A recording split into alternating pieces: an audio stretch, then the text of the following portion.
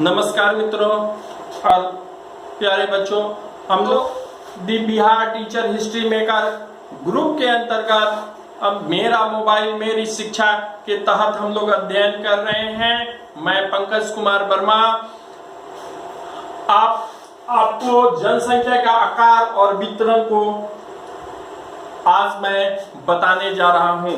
जनसंख्या का आकार, तो सर्वप्रथम हम जनसंख्या के आकार के संबंधित देखेंगे। तो इसमें हम देखते हैं कि अभी हाल के दो जनगणना को लेते हैं। अब जनगणना क्या है, तो जनगणना को पहले जान लीजिए। सेंसस जो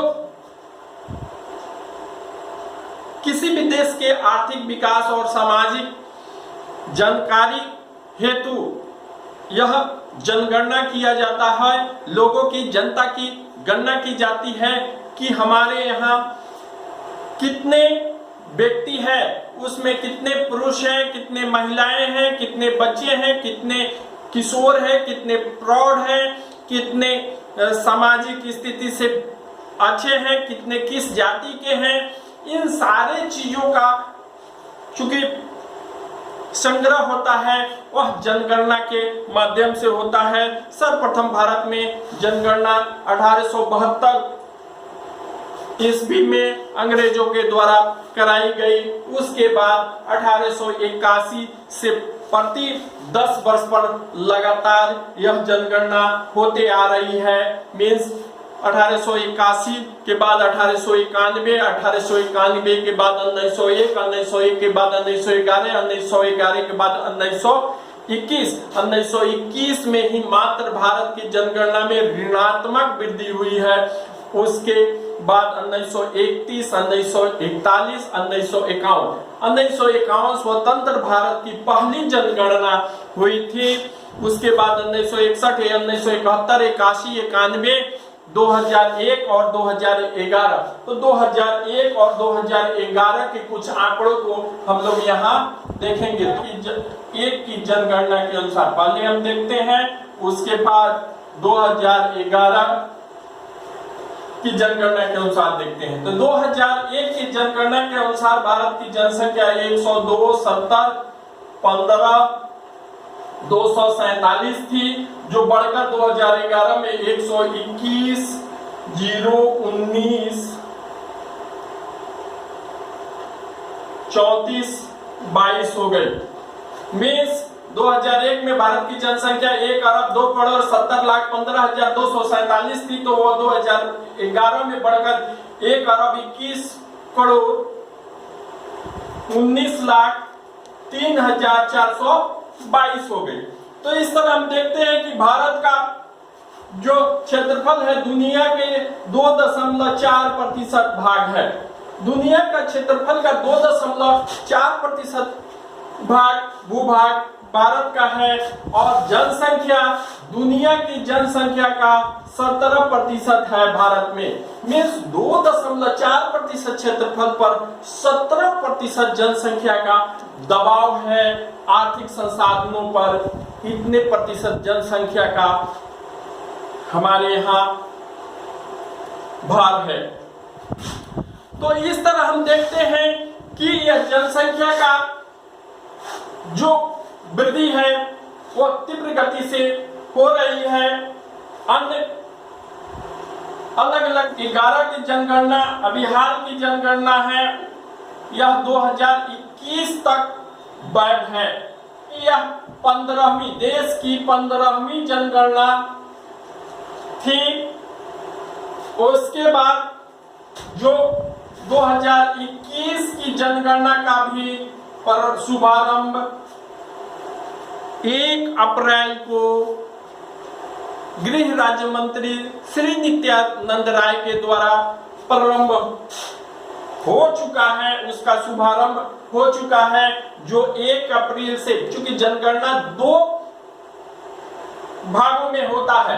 तो पहली जनगणना की जो तिथि थी, जिसमें गणक एक एक घर जाके और डाटा को कलेक्ट करते हैं, लेते हैं लोगों से, यह जो था वह 1 अप्रैल से 30 सितंबर तक था, लेकिन कोरोना काल में यह उतना संभव नहीं हो पाया है।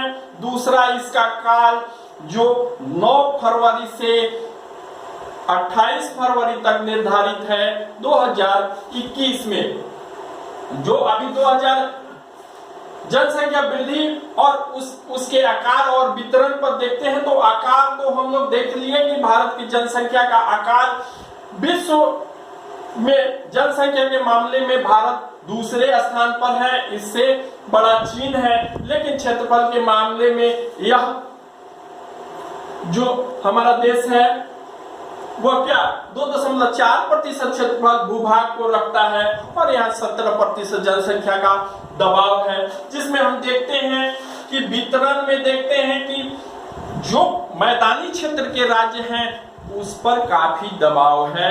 मैदानी क्षेत्रों के राज्यों में आवास का ज्यादा उपयोग हो रहा है, ज्यादा वहां बसाव हो रहा है। वहीं पठारी और पर्वतीय क्षेत्र के जो राज्य हैं वहां जनसंख्या का थोड़ा कम रहती है, वहां जनघनत्व तो कम है, जबकि मैदानी क्षेत्रों में जहां सारा चीज आसानी से उपलब्ध है वहां जनसंख्या का घनत्व अधिक है, दबाव ज्यादा है। इस तरह हम देखते हैं कि प्रथम राज्य, अगर 4 राज्य देखते हैं कि भारत में जनसंख्या के मामले में सबसे बड़े कौन है, तो उत्तर प्रदेश, महाराष्ट्र, बिहार और पश्चिम बंगाल। जहां जनघनत्व के रूप में हम देखते हैं तो बिहार का जनसंख्या घनत्व पहले स्थान पर 2011 के अनुसार हो जाता है, जबकि 2001 में पश्चिम बंगाल जनघनत्व में सबसे अधिक वाला राज्य था। तो अभी हम देख रहे हैं कि बिहार 1102 व्यक्ति प्रति वर्ग किलोमीटर में निवास करते हैं, तो जनघनत्व में बिहार 1 नंबर पर आ जाता है। उधर उत्तर प्रदेश आबादी में सबसे अधिक है, वहां लगभग। तो इस तरह कम आबादी वाले जो राज्य हैं वह घटते हुए क्रम में हम देखते हैं तो गोवा है, अरुणाचल प्रदेश है, मिजोरम है, सिक्किम है। वहां जनसंख्या का घनत्व भी काफी कम है, जबकि 2001 की जनगणना के अनुसार अरुणाचल प्रदेश की जन घनत्व सबसे कम था, 13 व्यक्ति पर वर्ग किलोमीटर में थे। तो अब घट के सिक्किम हो गया है, जहां पर सबसे कम व्यक्तियों का निवास हो रहा है। तो इस तरह हम देखते हैं कि अलग अलग समय में अलग अलग मीन्स 2001 में जनघनत्व मीन्स प्रति वर्ग किलोमीटर 324 व्यक्ति थे, तो 2011 में 1 वर्ग किलोमीटर में 382 व्यक्ति हो गए। तो यह भारत के राष्ट्रीय स्तर पे है। राज्य स्तर पर अलग अलग राज्यों का अलग अलग जनघनत्व है। तो मैदानी क्षेत्रों में सबसे अधिक हम देख रहे हैं बिहार का 1102 है, पश्चिम बंगाल में 1029 है, तो केरल में 859 है, उत्तर प्रदेश में 828 है, तो हरियाणा में 573 है। इस तरह अलग अलग राज्यों में यह जनघनत्व अलग अलग है। उसी तरह हम देखते हैं तो राष्ट्रीय राजधानी क्षेत्र जो हमारा केंद्र शासित प्रदेश या एक राज्य में आता है, तो उसमें देख रहे हैं कि वहां का सबसे अधिक है 11,297 हो गया। उसके बाद चंडीगढ़ का है 9252, उसके बाद पुडुचेरी का है वहां है 2595।